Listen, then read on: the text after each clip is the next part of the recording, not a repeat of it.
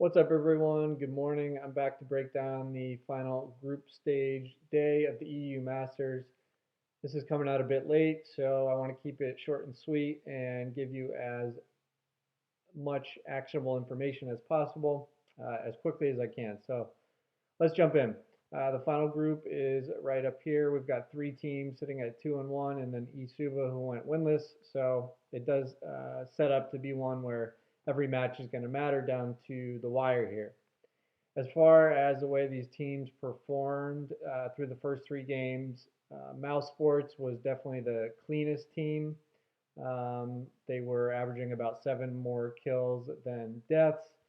And then Fnatic Rising and Energy Pot Wizards, I think these are probably two teams that are a little bit shakier.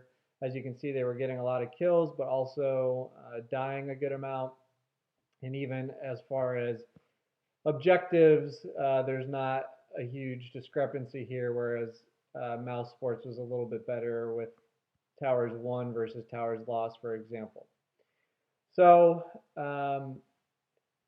just in terms of looking at these teams on the slate overall, Mouse Sports is probably going to play the slowest. They want to play a more controlled style without a ton of skirmishes. They want to play cleaner, so to speak. So that may be a team that doesn't have a ton of upside. Um, on the flip side, Fnatic Rising and Energy Pot Wizards played some crazy games, especially their matchup was a total track meet. So I'll be looking at both of those teams a lot on these slates, especially Fnatic Rising, because even if they're going to lose games, it looks like they're still going to get a high number of kills. All right, let's jump into the first slate of the day, kicking off at 12 noon. One more thing from a macro note, and this is something I've discussed in prior videos. When you remove Diffuse Kids and Team Singularity, who are both pretty awful, head-to-head splits in three prior groups have been split 1-1 in 10 of 12 matchups. So anytime there's teams that are fairly close in talent, I'm going to give the edge to the team that actually lost the first match, or at least a little edge, because they're the ones that are able to adjust and change things and have a slight advantage there. So in these first two matches, both Mouse Sports and Fnatic Rising are both pretty big favorites. However, both ESB and Wiz were the losers of these games the first time around. So I do give a little edge to both Wiz and ESB. And I don't mean an edge to win. I just think that the games are going to be closer than they were the first time around. Mouse won their matchup 17-9 the first time, and FNCR beat ESB 27-8 the first time around. The thing with ESB is I don't know that they're talented enough to beat FNCR. So while I don't think they're going to win necessarily, I do think this match will be much closer. It's worth noting that during the play-in stage, Isuba were actually third in kills out of all teams at 19.1 per game. This was actually better than Gamer Legion and Kick, two teams that are in this main event right now and are both playing pretty well, actually. So I do think there is potential for a kind of track meet here between Isuba and Fnatic Rising. And for that reason, I do think it's viable to stack that game, especially if Mouse Sports plays their kind of slow, controlled style and limits the amount of kills in that game. Another thing I think you could do to differentiate would be to stack Mouse and FNCR and then throw in a one-off, perhaps from Isuba or Energy Pot Wizards, because both teams do have players that I think can put up a fair number of kills, even in a loss. And I'll touch on some specific players after I go through each slate here. All right, second slate is a really big matchup between Fnatic Rising and Mouse. It's basically a coin flip here. I will say that Fnatic Rising won the initial matchup 18-16, so it was really close. Therefore, I'm going to give a slight edge to Mouse Sports to come back and get a win here after being able to see where they went wrong and improving on that. And then the matchup between Isuba and Energy Pot Wizards. Wizards won that one 21-13 the first time around. Again, maybe you give a slight edge to Isuba here because they can make some adjustments, but I think there's enough of a talent disparity here where Wiz should get the win, and I could see a lot of kills in that one as well. So I'm potentially looking at stacking that slate with Mouse from the from that first match, and then with either Energy Pot Wizards or Isuba. All right, the final slate of the day. We've got Mouse Sports as a huge favorite over Isuba. Um, Mouse Sports is the team least likely to give up a loss to Isuba, in my opinion.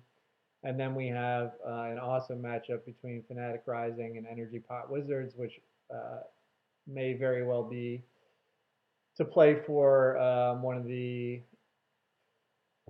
top slots to advance. So I think there'll be a lot in the line there. The prior match between Fnatic Rising and Energy Pot Wizards was an absolute track meet. Energy Pot Wizards actually won that one 32-24. Fnatic Rising looked like they had it in the bag, and then they let it slip away at the end.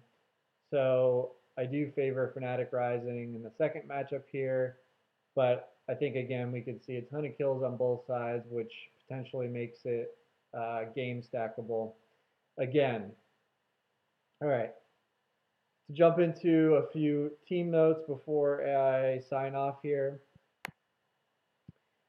If Isuba is able to pull out a win, the player that I will likely be targeting is Jejki here. He's the jungler on the team. He's second on the team in kill participation and tied in kill share, and he also leads the team in fantasy points and wins, and that's based on their whole body of work, including their domestic league. As far as Energy Pot Wizards, the player that I'm going to be looking at is Lucchesi, the mid. He actually leads all players in kills per game through the first 3 games at 9.7. He put up 50 fantasy points in their 2 wins, and he actually still put up 26 in a loss to Mouse Sports, which was pretty impressive. He's also played 12 different champions, which is the most on his team, so I think he does have some versatility as well, which is encouraging. And then their ADC, BZZ, he actually led the team in fantasy points during their wins in their domestic league, so he's another player I wouldn't ignore. For Fnatic Rising, the ADC, Maddie, leads the team in fantasy points and wins, so he's their highest upside guy. A couple of interesting notes, though. In their team wins for Fnatic Rising, both the top and sub positions actually score relatively high compared to the jungler, mid, and ADC. And in fact, in domestic play, the sub Bravado led the team in kill percentage or kill participation percentage. And then during the first 3 matches of the EU Masters, the top Pride actually led the position overall in both kills and assists, so he definitely has a lot of upside for a top. And then finally, for Mouse Sports, as I mentioned, they're not a super high kill team overall. Even in wins, they're not getting a ton of kills. And pretty much all of their production is concentrated in 2 players, Jeskla and Lighter. That's the mid and ADC for Mouse Sports. So if I am going to target them in a stack, it's going to be those 2 players for the most part. And I think you could potentially throw in the sub Promise Q if you want to pair him with the ADC Jeskla. But I am probably not going to go to the top or the jungler for Mouse Sports because I just don't think they're going to be able to put up high enough scores to do anything for you, especially in GPPs. All right, that wraps up everything for today. Those are the things that I am looking at. Good luck out there, and thanks for watching.